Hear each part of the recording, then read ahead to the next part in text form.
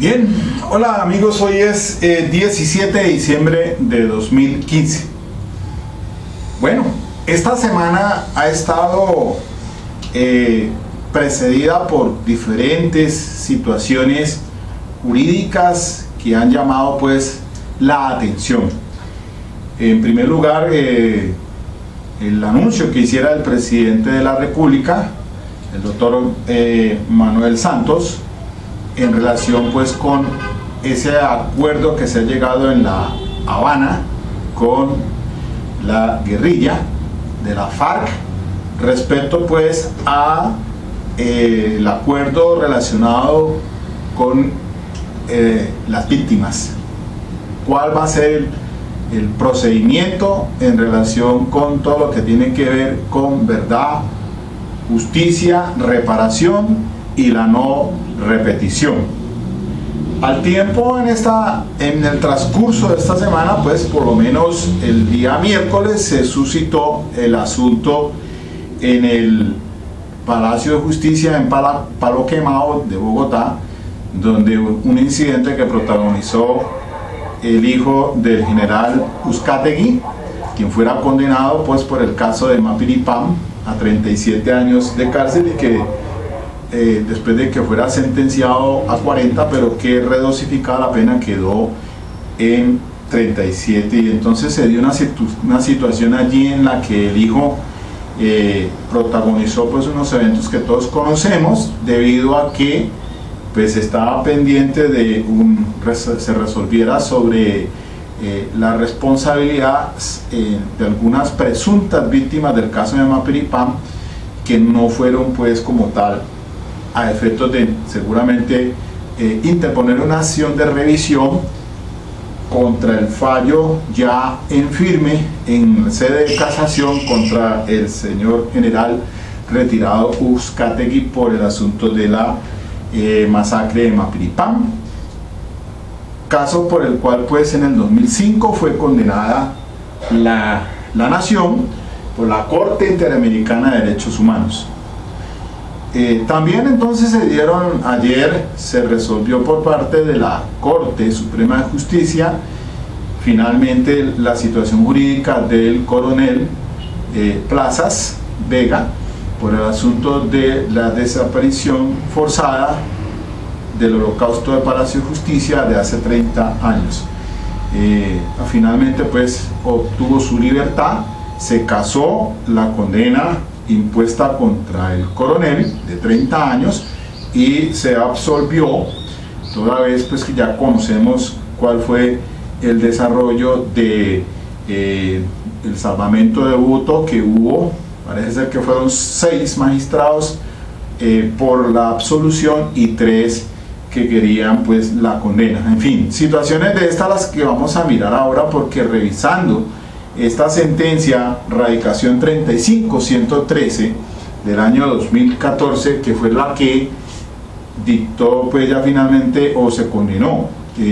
se dejó en firme la condena que había dictado un tribunal de Bogotá contra el general Uzcategui por el caso de Mapiripán.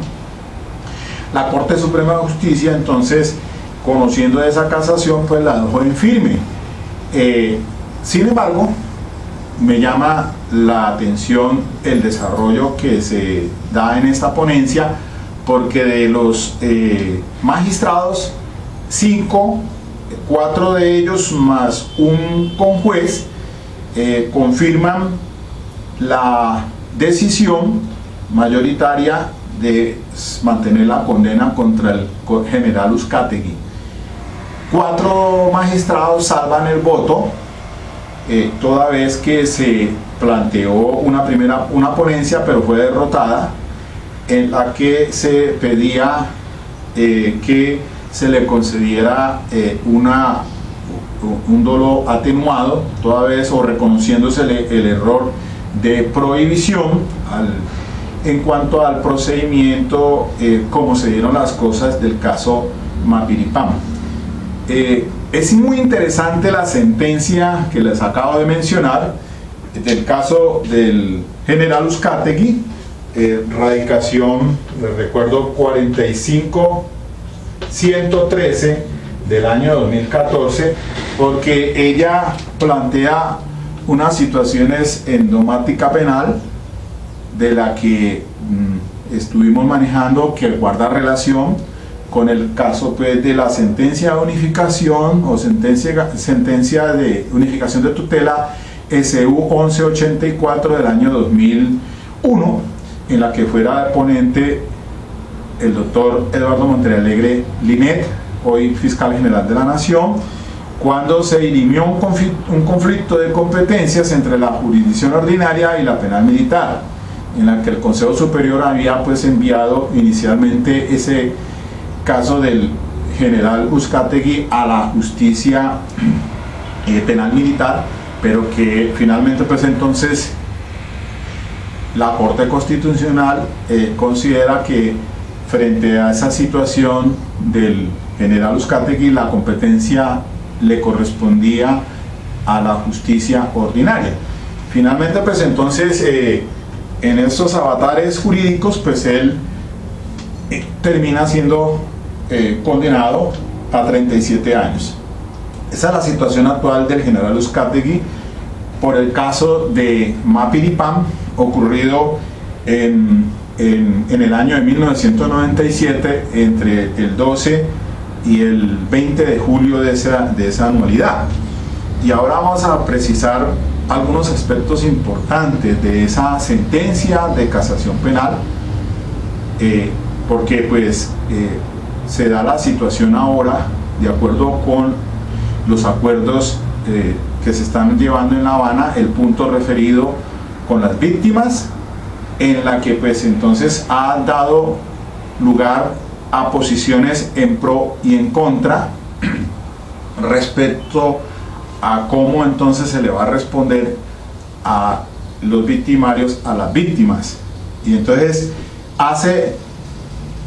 o da lugar para que se revise todo lo relacionado con la Corte Interamericana de Derechos Humanos y los tratados internacionales vigentes ratificados por Colombia, porque pues hay que determinar aquí que realmente frente a delitos de lesa humanidad pues, que son imprescriptibles, como lo señala pues la Corte Penal Internacional, y así mismo lo ha sostenido la Corte Constitucional. Hoy por hoy entonces sabemos muy bien a través de los medios cómo el fiscal general de la Nación ha llamado a altos dignatarios relacionados con el gabinete del doctor Belisario Betancur cuando era presidente para 1985, cuando se dio la toma del Palacio de Justicia y la retoma. Por eso es que es de connotación este tema, porque una cosa guarda relación con la otra. Así, por ejemplo, pues en relación con el coronel Plazas Vega, pues ahora, después de 7 u 8 años, sale absuelto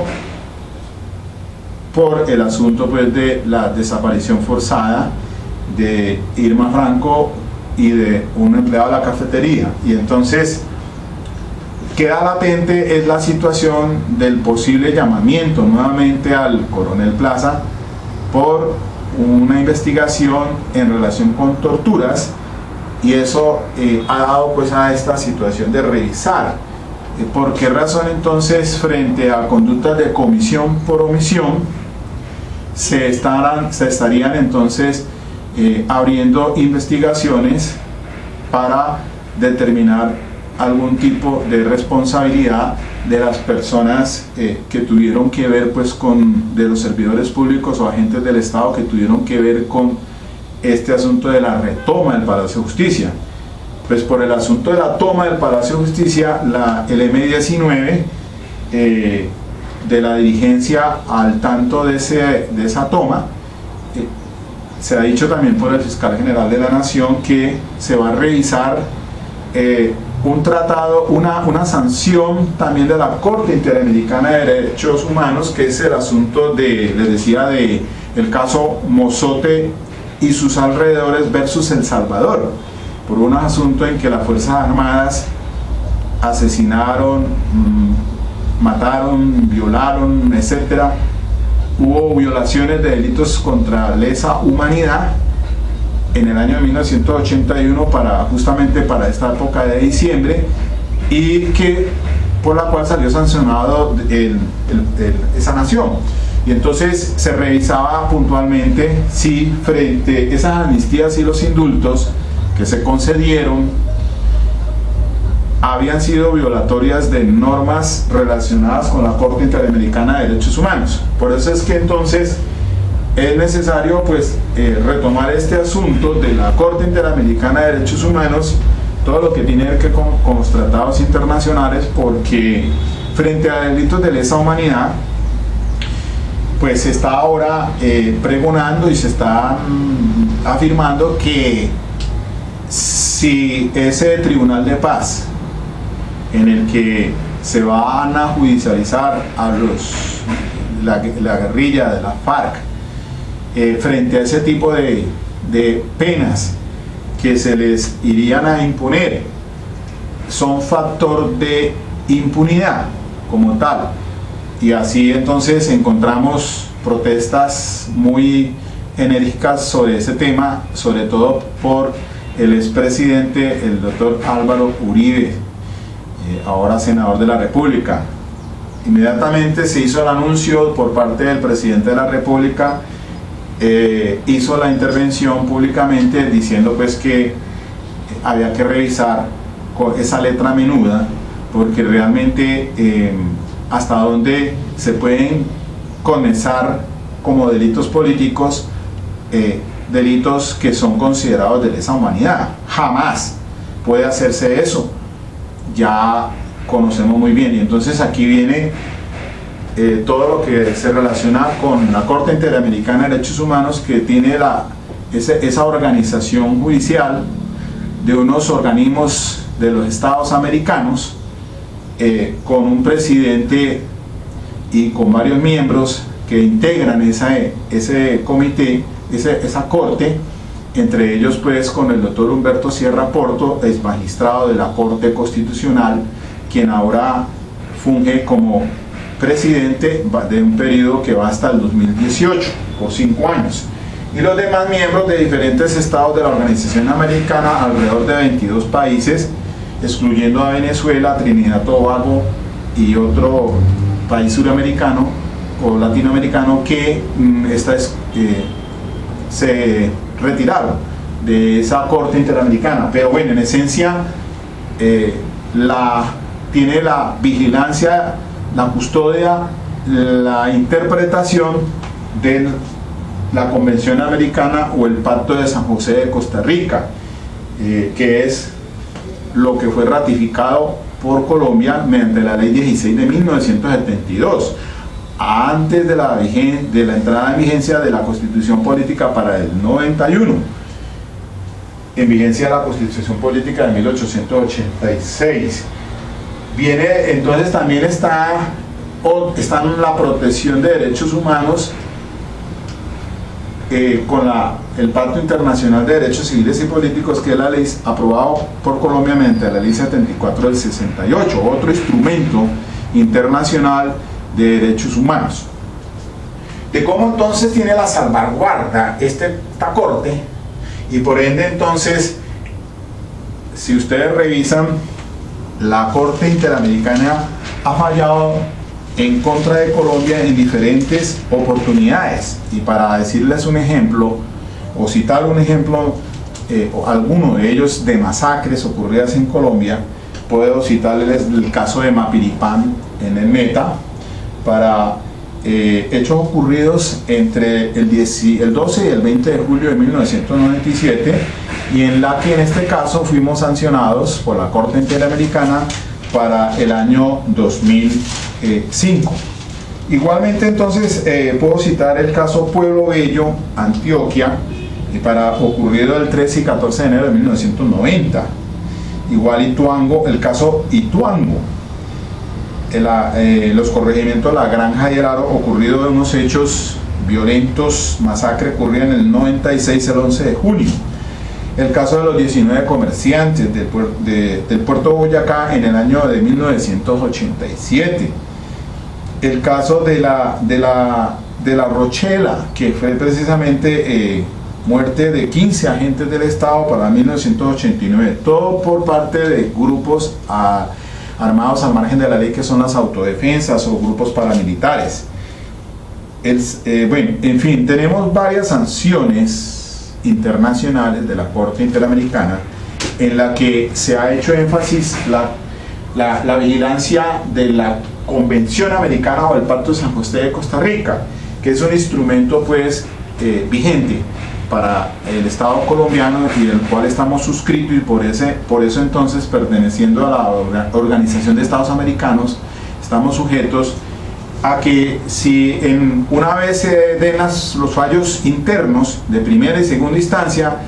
puedan acudirse cualquier persona ante esta Corte Interamericana reclamando entonces violación a derechos humanos fundamentales.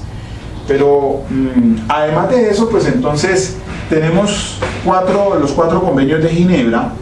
instrumentos de 1949, y está el protocolo 1 y protocolo 2 de 1977, sobre todo el protocolo 2, que se refiere a los asuntos de conflictos internos.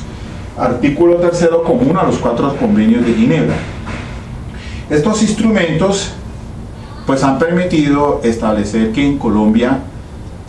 pues se pueden presentar, cuando hay violación de derechos fundamentales, delitos de lesa humanidad. Y entonces están el genocidio, están las torturas, están la toma de rehenes, están los delitos sexuales,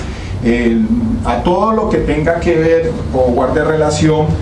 contra la población civil. También tenemos entonces otro instrumento, que es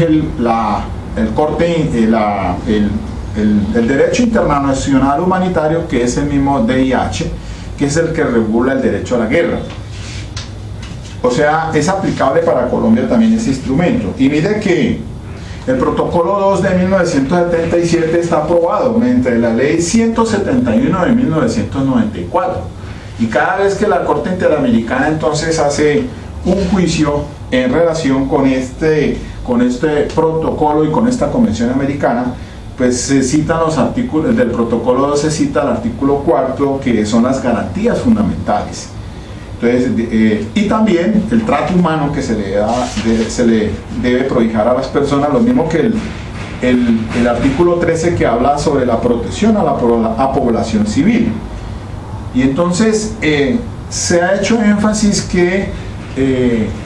el artículo 3 común a los cuatro convenios de Ginebra, también pues se dice que está prohibido obviamente los atentados contra la vida, la integridad corporal, la toma de rehenes, los atentados contra la dignidad, especialmente tratos humillantes y degradantes, las condenas dictadas en ejecuciones extrajudiciales, los heridos y enfermos. Bueno, estos son instrumentos internacionales que ahora cogen más vigencia, porque tenemos también la Corte Penal Internacional, que es la Ley 742 del 2002. Y escuchaba entonces al Procurador General de la Nación, al doctor Ordóñez, de cómo un poco más enérgico frente a esta situación que se está presentando actualmente en los acuerdos entre el gobierno con la guerrilla respecto a las víctimas, y de ese tribunal, y de cómo se oyen voces autorizadas de personas haciéndole unas críticas sustanciales a ese acuerdo. Obviamente que también es cierto que ya se aprobó lo del plebiscito, que es atendiendo al llamado que hace el señor presidente actual, para que el pueblo de Colombia entonces vote por el sí o por el no respecto a todos esos acuerdos que se han dado durante 3 años allí en La Habana por parte pues, entre el gobierno y la guerrilla de la FARC. En consideración está pues entonces que dentro de estos próximos meses, por lo menos ya a partir de enero del año entrante, se entren a hacerse en foros y conferencias a fin de difundir el pensamiento sobre todo este punto que tiene que ver y guarda relación con las víctimas, porque también entonces se escucha hasta dónde se van a responder materialmente y dentro de esa reparación integral a las víctimas. Entonces uno escucha varios altos funcionarios y exfuncionarios del Estado pues haciendo ciertas interpretaciones a a esta letra menuda relacionada pues con los acuerdos para responderle a las víctimas. Y entonces por acá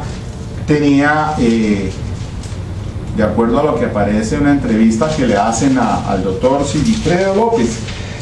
que es el único exdiputado que sobrevivió a la masacre que se diera pues por parte de la guerrilla, cuando acá en Cali pues se lo llevaron y duraron alrededor de 7 años en poder de la guerrilla. Y entonces él hace unas consideraciones, o pone de manifiesto algunas consideraciones que son pues importantes de resaltar. Primero que todo, él dice que cómo es posible que no se les haya tomado en cuenta a las víctimas, a fin pues de que mirar hasta dónde entonces es que va a ser, o de qué manera se les va a responder a ellos en cuanto a la reparación. Porque no solamente se puede quedar en una reparación simbólica, sino que ella también tiene que obedecer a una reparación material y también una seguridad de la no repetición. Entonces ese es el punto álgido de la situación, de quién va a responder o quién le va a responder a las víctimas, si finalmente la norma está diseñada de tal manera que no tenga ninguna responsabilidad por parte de la guerrilla con las víctimas, y entonces bajo ese principio de subsidiariedad entonces terminan respondiendo el Estado o el Estado que le deba entonces responderle a las víctimas, ¿no? Esa es una de las cuestiones también que se ponen en duda. Y entonces dice, por ejemplo, el doctor Sigifredo decía: nos preocupa que el Tribunal de Especial de Paz o de Justicia Transicional priorice los derechos obtenidos por los victimarios más que los de las víctimas, cuando constitucional y legalmente ellos tienen derecho a justicia, a la verdad, a la reparación y la no repetición. Dice también el doctor Sigifredo López que le preocupa que las FARC no hayan asumido una responsabilidad de responder integralmente a las víctimas. Entonces, que el acuerdo haya dejado en cabeza del Estado, bajo ese principio que les decía ahora de subsidiariedad, de la responsabilidad de indemnizarlos. Porque entonces decía el Procurador General pues que según una revista internacional dice que la guerrilla colombiana de la FARC pues es una de las más ricas del mundo. Entonces todo su presupuesto, de todo lo que ellos tienen, con qué es que van a responder y de qué manera lo harán, individualmente o colectivamente. Ese es otro asunto también que deja ciertas dudas, porque a la hora de responder, si serán por actos individualizados o son de índole colectiva. Bueno, en fin, todas esas son unas cuestiones que hay que revisarlas en el transcurso de este tiempo en que queda faltando a marzo del año entrante para que finalmente pues se culmine ese diálogo en el proceso de paz. Personalmente pues estamos de acuerdo de que se llegue a unos acuerdos de paz. Pues lo que queremos es que se acabe ese conflicto en Colombia por 50 años ya que ha existido, y queremos entonces darle a nuestros hijos y a nuestros nietos un país mucho mejor, menos calificado como violentos. Entonces, darles a nuestros hijos y nuestros nietos un mejor país. Hay que poner un grano de arena. Mi llamado desde acá es hacerles pues la sugerencia de que se abran los foros en las universidades en primera instancia, y a nivel nacional pues también tienen que utilizarse todos los medios a fin de difundir qué es lo que aparece entonces redactado allá finalmente en los acuerdos que se han llegado y se ha logrado con la guerrilla en La Habana. Difundir el pensamiento, porque entonces lo que se quiere es poner en consideración a través de esa figura constitucional del plebiscito, que ya fue autorizado por el Congreso y que seguramente se podría estar dando en el primer semestre del año entrante. Sabemos muy bien que sobre el censo electoral, que son más o menos 31 millones de habitantes, pues se va a exigir el umbral del 13%, más del 13%, una mayoría al 13%, es decir, eso cuadra más o menos como 4 millones 500 en votación. Entonces se va a lograr, entonces que se difunda el pensamiento para entonces clarificar, o por lo menos las cosas que aún no se han puesto en consideración claramente se hagan, para así entonces la gente vote a conciencia por el sí o por el no, y definitivamente el pueblo en esa facultad soberana que le asiste a través de los medios que tiene constitucionalmente, pueda entonces elegir y libremente vote por lo que se llegó allá a un acuerdo entre el Estado colombiano a través del presidente actual y la guerrilla. Si es así, pues bienvenido sea, y pues hay que mirar a saber dónde no se genera una impunidad, porque también decía el procurador, hacía la observación que por ejemplo hay una situación aquí pues que también es como álgido para entender, en el sentido de que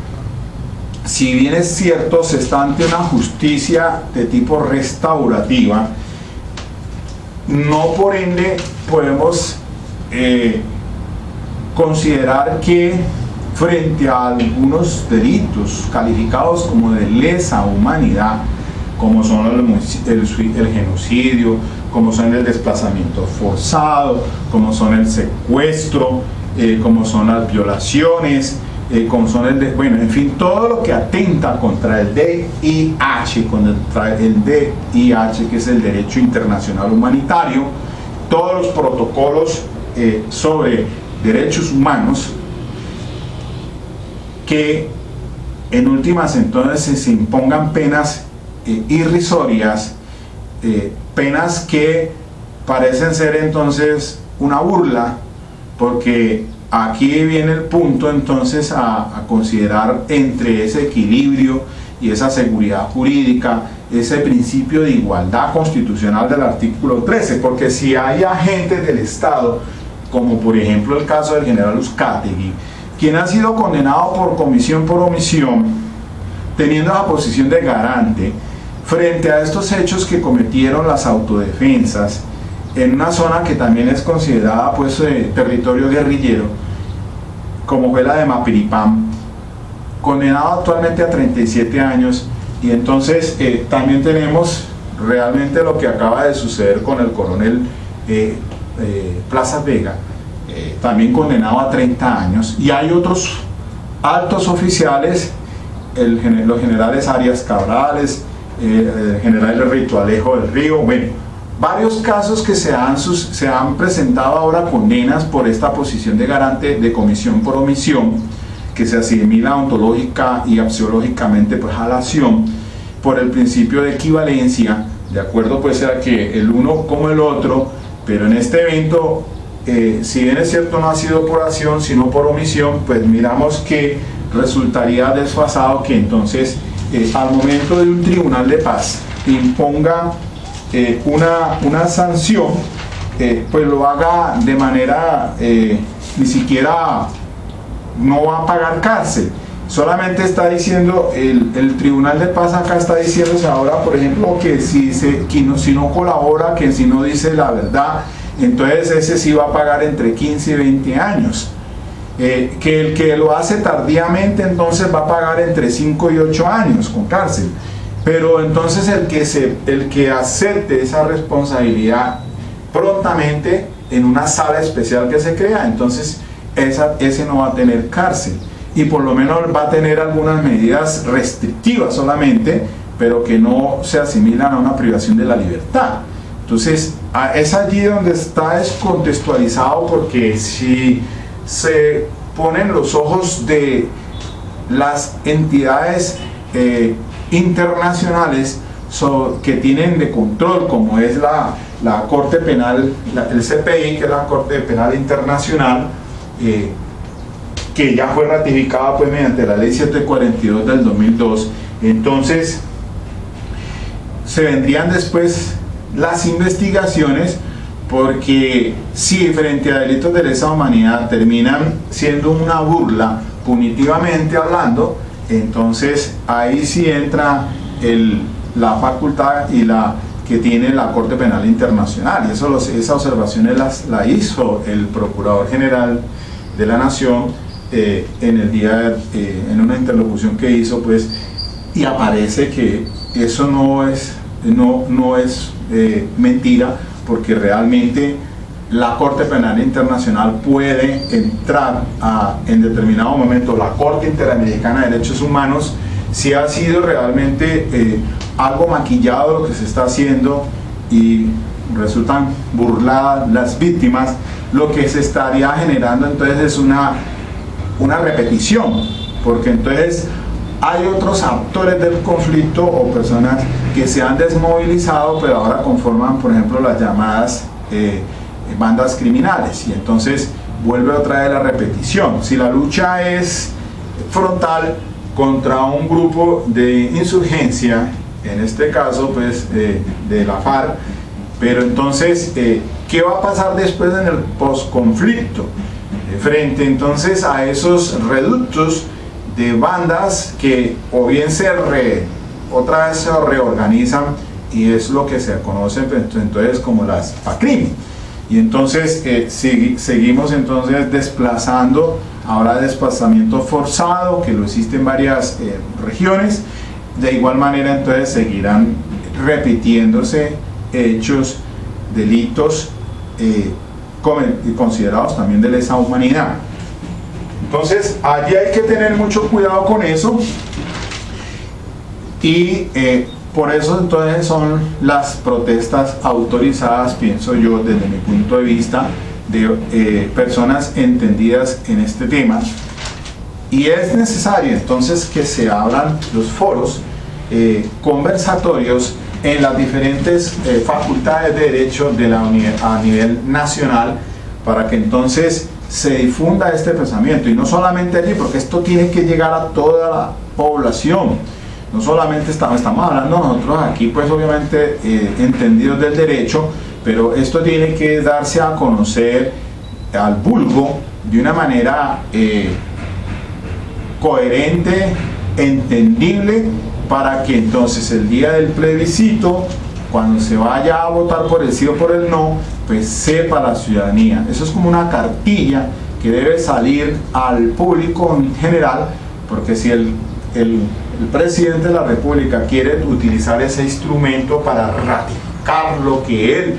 autónomamente pudo haber hecho, porque no necesitaba ni de referendo, ni de plebiscito, ni de, bueno, ninguno de los mecanismos que establece la Constitución política, porque él bien podía autónomamente hacerlo el presidente de la República, pero quiere utilizar un mecanismo más popular para que se refrende ese acuerdo a que se estaría llegando con la guerrilla. Pues aplaudo y sé que en buena hora Colombia necesita hacer ese tránsito, ese paso que se va a dar al 2016 y al que se quiere llegar por el gobierno de turno. Obviamente que después de tantos años, mire que figuras como la del plebiscito se utilizó fue en 1957, cuando lo del Frente Nacional. Entonces, cuando esa confrontación entre los dos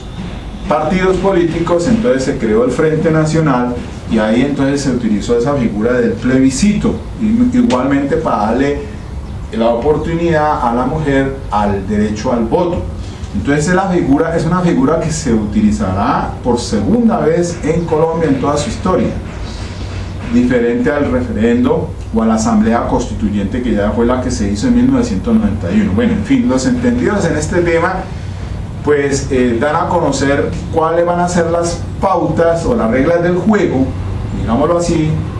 para que entonces la comunidad lo entienda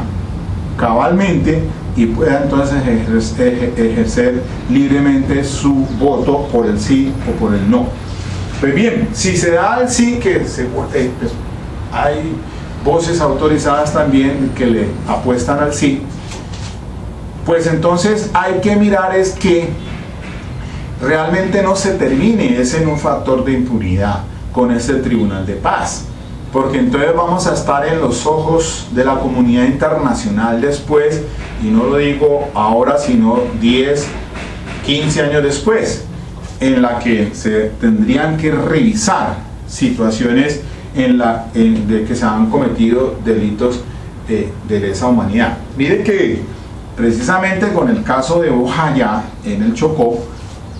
en ese enfrentamiento bélico entre la guerrilla y los autodefensas, la guerrilla lanzó ese cilindro en la iglesia y se produce entonces la muerte masiva de una población civil ajena y al margen del conflicto,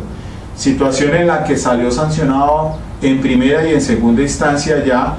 a los agentes,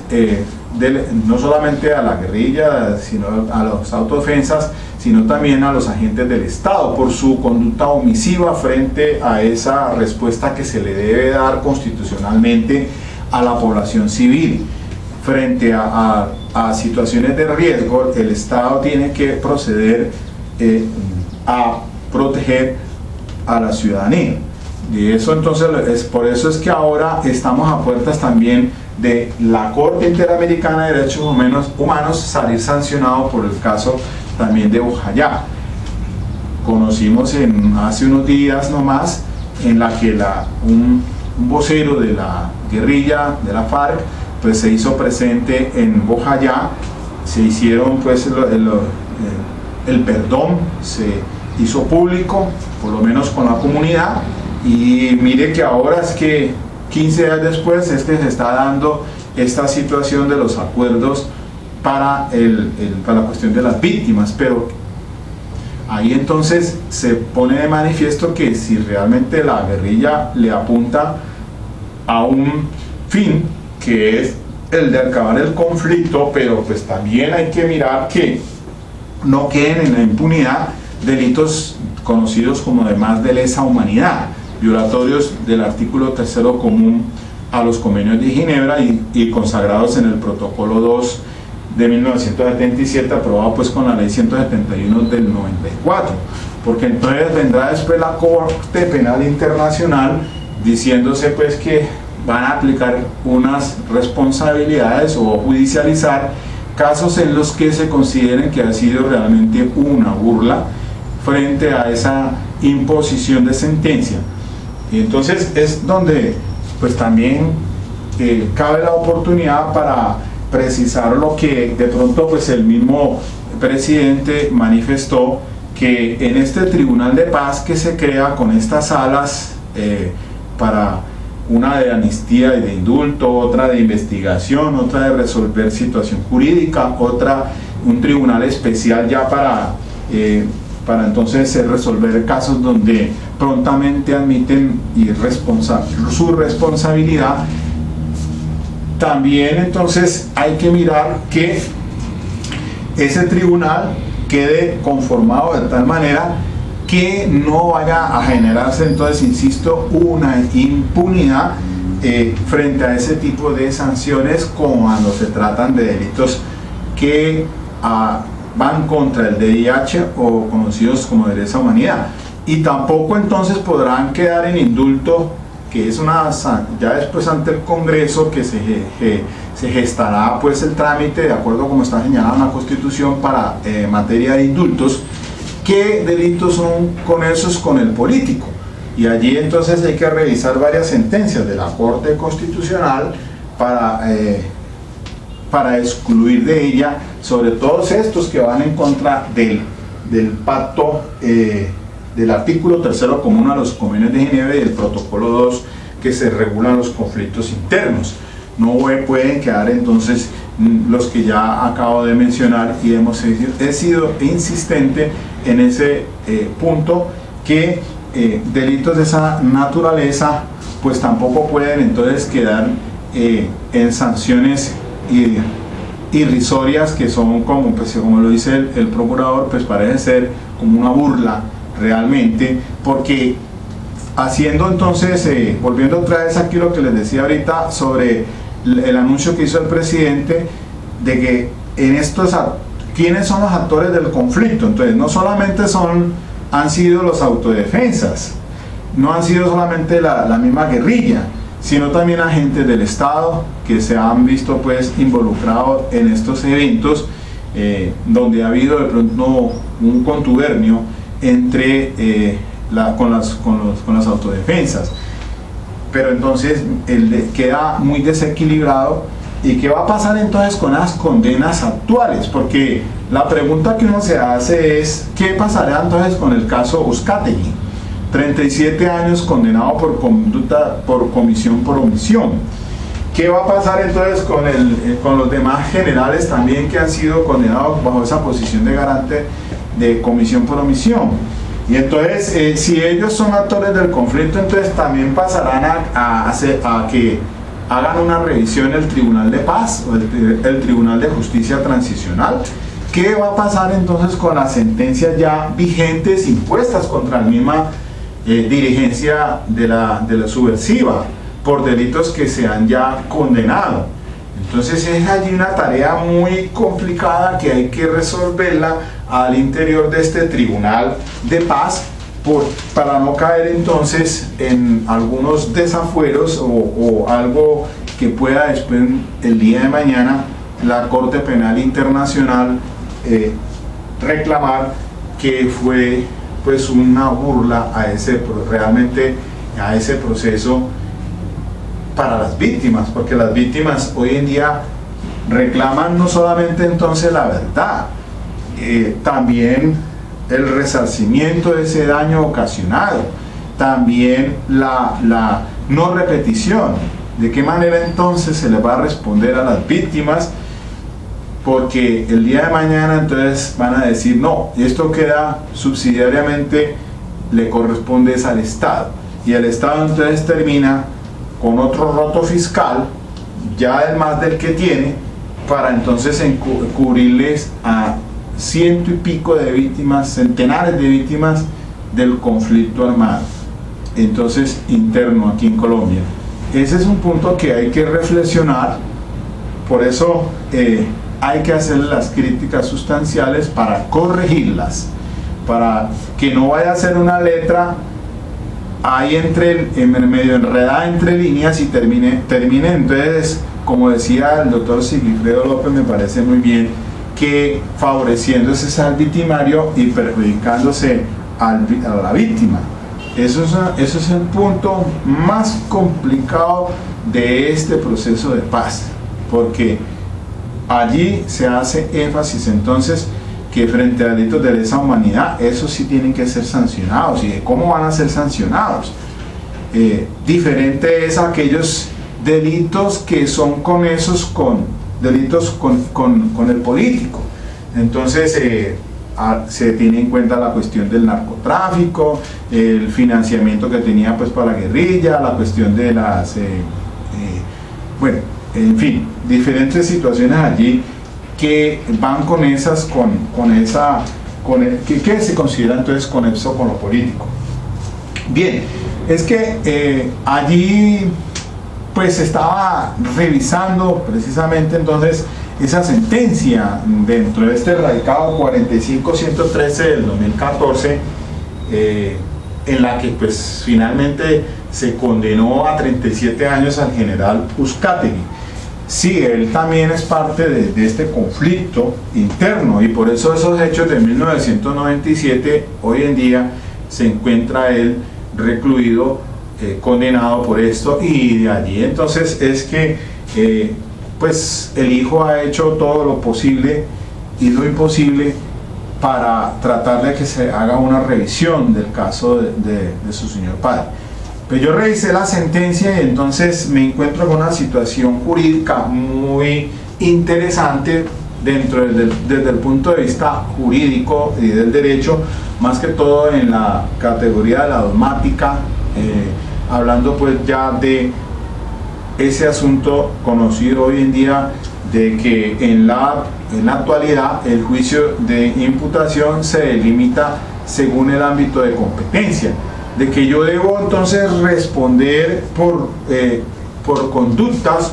o resultados que debo evitar o desarrollar,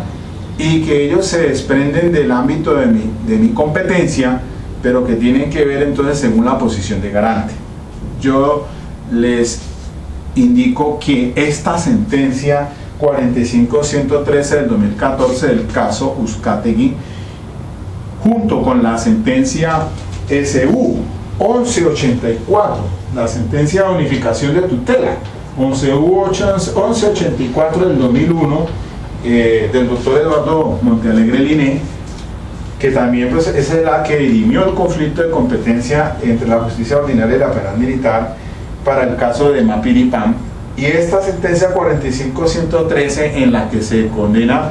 finalmente se casa, no se casa la condena impuesta contra el general por el Tribunal de Derechos Humanos, al igual que se sostiene la que se impuso contra el mayor Orozco, hoy era ya teniente coronel, pues que fue la pieza clave tal vez para la imposición de la misma sentencia. Y es que el caso se remonta pues al asunto pues ocurrido entre el 12 y el 20 de julio de 1997, pues en la que un grupo de autodefensa llegó al aeropuerto de San José del Guaviare, parece que eran al mando de Carlos Castaño, y entonces secuestraron personas, las llevaron a diferentes lugares, las descuartizaron, las asesinaron, las tiraron al río Guaviare.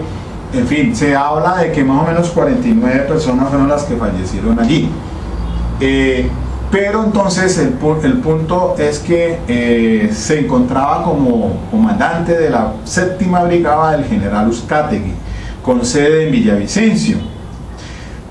En San José del Guaviare estaba ubicado el batallón Joaquín París, que estaba a cargo del mayor Orozco. Pero ahí a 5 minutos de esa localidad estaba el batallón móvil número 2, a cargo de un coronel Sánchez. Entonces, la situación es que para estos días en que se asesinó a estas personas, pues tuvieron conocimiento de primera mano el mayor Orozco, que era el comandante del batallón Joaquín París, quien era el que tenía que reaccionar inmediatamente. Y se dice que de ahí de San José del Guaviare hasta Mapiripán son más o menos 45 minutos en helicóptero y 4 horas por vía fluvial, en lancha. Entonces, se da que el mayor Orozco, comandante del batallón Joaquín Paz, no le informa al coronel Sánchez, que es el comandante del batallón móvil número 2, sino que se lo informa al general Uzcategui. El general Uzcategui entonces no reacciona, no toma ninguna determinación frente a esos hechos que le comunica el mayor Orozco, no solamente vía telefónica, sino a través de un oficio en que le hace saber que por una conversación con el juez de la localidad de Mapiripán tenía conocimiento que había llegado un grupo de la autodefensa, estaban en esa locación, habían retenido, secuestrado a varias personas, en fin, que se daba por hecho que iban a asesinar a varias personas, y entonces eso se lo comunica por escrito en un oficio al general Uzcategui. Después se cambia ese oficio, aparecen ya 2 oficios, uno inicialmente como se lo rindió el mayor Orozco, y después uno maquillado para ocultar, después obviamente tratando de eludir la responsabilidad penal que se venía y se cernía, porque entonces se llaman, en este caso sale condenado el mayor Orozco, sale condenado después también el coronel Sánchez, comandante pues de ambas unidades. Estaban, si bien es cierto, se dice que a través del desarrollo de la investigación penal pues se determina que estaban administrativamente, pero lo cierto es caso es que el mayor Orozco tenía que haberle dado información al coronel Sánchez, porque el batallón Joaquín París dependía de ese batallón, batallón móvil número 2, que manejaba 5 batallones en esa locación, pero no lo hizo. sino que le da las informaciones directamente al comandante de la séptima brigada, que es el general. Entonces viene el estudio y el análisis de los 4 magistrados y un conjuez. En la ponencia vencen a los 4 que hacen el salvamento de voto, y entonces los 5 magistrados vencen a los 4 y la ponencia triunfa por el no casar la sentencia y dejarlo la condena. No sé, hay los magistrados que hacen el salvamento de voto reclaman entonces una ponencia que es derrotada, y es la de concederle el error de prohibición directo al general Uzcategui. Y entonces esa condena, de acuerdo con el artículo 32 en su numeral 11 del Código Penal, pues que contempla el error de prohibición, que es entonces el de la conciencia de la antijuridicidad, pero que cree el agente del Estado que está obrando amparado, o está obrando justificada. No, entonces la ponencia en general dice que no, que el general Uzcategui tenía su posición de garante, y que esa posición de garante entonces dentro de esa competencia, no por organización sino competencia institucional, de que nos habla pues les que les decía en la sentencia de CU 1184 del 2001, y el que pues se desarrolla acá a través del maestro Gunther Jacobs, que en nomática penal lo conocemos como pues la teoría de la imputación objetiva, que ahora dentro del funcionalismo y normativismo pues, está regulado en la ley 599 del 2000, pero que antes estaba regulado antes en el Código del 80, Código Penal del 80, establecía la causalidad, y ahora entonces la ley 599 en el artículo 25 reguló entonces normativamente todo el asunto de la posición de garante. Pero igual que tanto en el Código del 80 como en la ley 599 se regula el asunto de la posición de garante, es decir, en este caso constitucionalmente tenía un deber de evitar un resultado porque tenía una posición de garante originada en el artículo 2 de la Constitución Política, y en el artículo 217, que regula todo después de la función que debe desarrollar el servidor público que pertenece a las Fuerzas Armadas. En este caso entonces el general se excusa y dice que pues, realmente él no tenía funcionalmente la posición de garante, que el que la tenía directamente era el comandante del batallón Joaquín París, o sea el mayor Orozco. Pero lo que la Corte en decisión mayoritaria le reclama y le dice es que usted tenía la posición de garante no porque no tuviera una competencia operacional o funcional directamente con el batallón que estaba cerca al lugar de los hechos. No se le excusa a usted porque usted, teniendo esa posición de garante como un alto oficial, debe tener pleno conocimiento de que tiene esa posición, porque es una persona ilustrada que tiene plenamente capacidad de entendimiento para saber muy bien que tiene una posición de garante, que es la de responder con salvamentos de voto,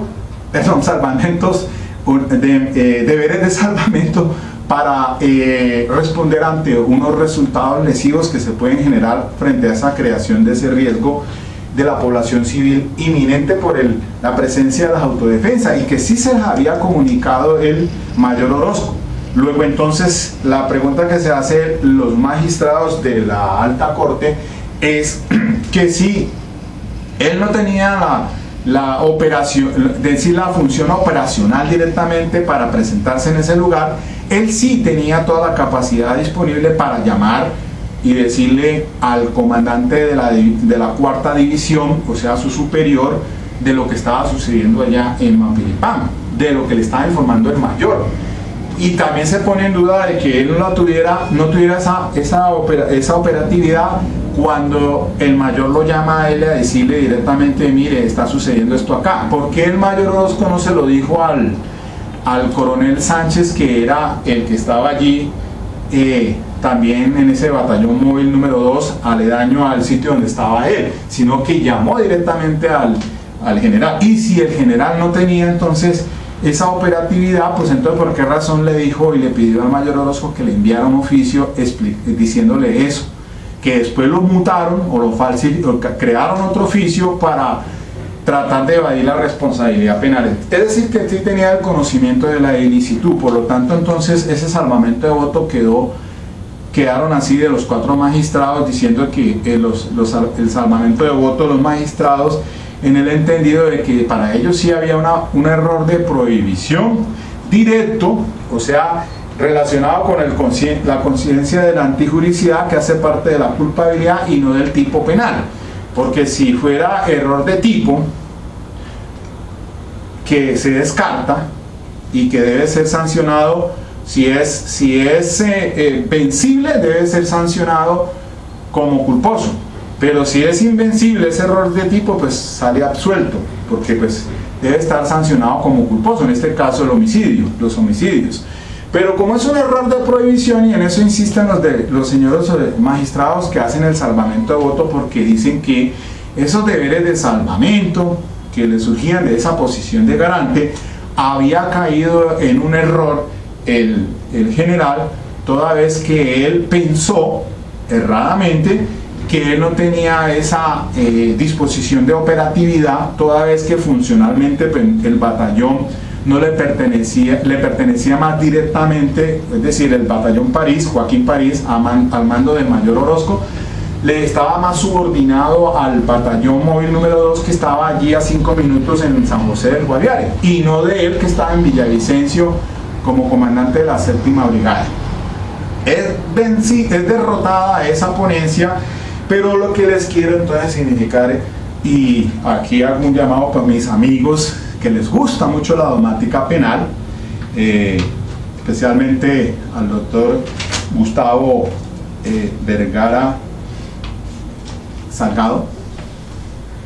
que es un tema muy interesante para manejar esta situación de dogmática penal, porque entonces allí se hace una clarificación frente a ese error de tipo y el error de prohibición. El error de prohibición, entonces, si bien es cierto, sabe lo que está haciendo, pero cree que está justificado. Y eso es lo que pasó entonces con el general Uzcategui. Si bien es cierto, nunca se habló de ausencia de responsabilidad o causales de ausencia de responsabilidad, sino que esos deberes de salvamento están dentro de, si bien es cierto, están dentro de ese errar o pensar que, si bien es cierto, está actuando contra derecho, pero que él en su criterio considera que está amparado, o que está justificado, o que está de alguna manera permitido, digámoslo así. Entonces ese es el error de prohibición directo, que se ubica entonces dentro de la culpabilidad, no en el tipo penal. Entonces él se sanciona de acuerdo con el artículo 32, numeral 11, con un dolo atenuado.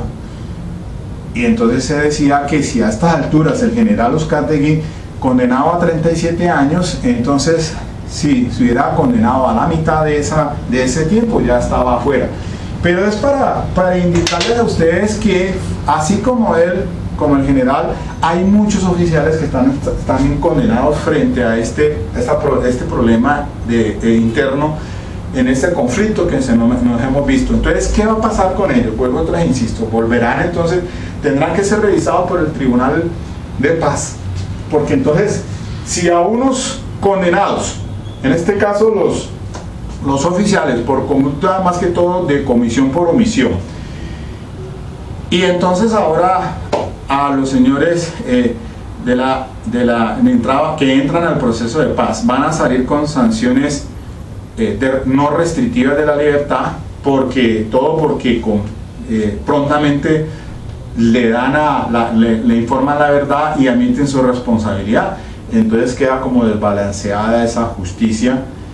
no resulta equitativo y es un desbalance. ¿Qué va a pasar entonces con las sentencias condenatorias ya contra los miembros del secretariado y contra los demás? porque ya hay sanciones penales o penas vigentes. Y entonces, ¿qué entrará en amnistía? ¿Qué entrará en indulto? Es un punto a tener en cuenta allí. Y esta es la reflexión que les hago a los abogados, a toda la comunidad jurídica, para que se revise este tema puntualmente. No va a ser que nos pase ahora lo que está diciendo el fiscal general de la Nación. Entonces, revisar si esas amnistías e indultos otorgados al M-19 hace 30 años, ahora resulten entonces judicializados otra vez porque son conductas imprescriptibles, los delitos de lesa humanidad, o peor todavía, pues en manos de la Corte Penal Internacional. Bueno, dejo aquí nomás, ya se me vence el tiempo. Dejamos para otra ocasión. De pronto había anunciado en el anterior video lo de la audiencia preparatoria según esta sentencia de la doctora Patricia Salazar Cuellar. Queda pendiente ese tema, no lo echen en saco roto. Recuerden que es la sentencia de 46.153 del 2015, de ahorita del 30 de septiembre. La magistrada es Patricia Salazar Cuellar. El tema de la audiencia preparatoria es que les indico que es muy importante. Ya están los temas allí, vayan otra vez al video anterior, ahí están los temas para desarrollar con esta sentencia muy puntualmente. Bueno, buen fin de semana, esperemos a ver qué va a pasar con todo esto en los próximos días. Pues ya la otra semana entra la Navidad, otra vez les